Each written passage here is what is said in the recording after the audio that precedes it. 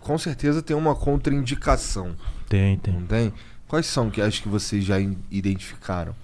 Ó, existem contraindicações principalmente em grupos de risco, né? Então, e principalmente ligado a alguns canabinoides, sobretudo THC, né? Então, o THC, por ser um componente psicoativo da planta, né, que provoca esses efeitos mentais, a gente tem que ter um pouco de parcimônia, tanto em dose, né, quanto em alguns grupos de risco, né? Principalmente o quê? Os psicóticos. Então, paciente que tem uma tendência a ter usou cannabis e ficou agitado, ou então tem doenças como esquizofrenia, ou paranoia delirante, enfim. Ele não é indicado que ele use o THC, porém ele pode usar o CBD, né? Então, por exemplo, gestantes também.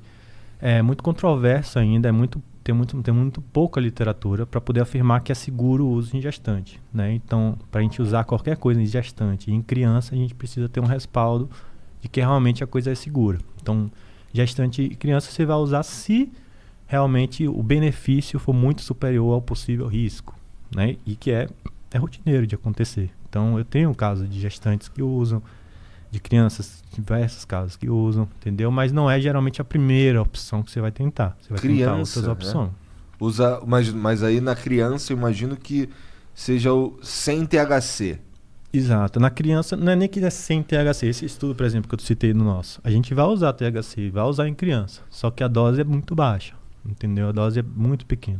Aliás, esse lance da dose é muito importante, né? Porque a ideia de dar cannabis de forma médica não é de forma nenhuma deixar o paciente chapado, é muito longe disso, né? Na verdade, se você está tendo efeitos mentais, né, parecidos com o uso recreativo, é porque a dose provavelmente está errada. A gente tem que reduzir a dose. Então a dose, ela é, na verdade, a menor dose eficaz possível, né? Então você vai tentar trabalhar sempre com a dose que esteja funcionando, mas que não provoque nenhum tipo de efeito colateral. Então, nas crianças, né, só para finalizar o lance do grupo de risco, você vai pensar duas vezes, né, realmente preciso, já tentei outras coisas, qual é o tipo de canabinoide que eu vou utilizar, na gestante a mesma coisa, nos psicóticos a mesma coisa. Tirando daí, cara, é muito difícil você ter problema com cannabis, né, porque, assim, você até pode ter um efeito colateral, o vovô ficar um pouco esquecido, dependendo da dose. Mas é só você reduzir essa dose que o efeito passa. Então não tem nenhum tipo de efeito irreversível. Não tem nenhuma morte documentada no mundo por overdose de cannabis. Então, você não consegue hoje chegar na farmácia. Se você entrar na farmácia de olho fechado, escolher um remédio, tomar a caixa inteira, com certeza você vai para o hospital. Isso não acontece com cannabis. Entendeu? Então isso é muito, muito, muito relevante.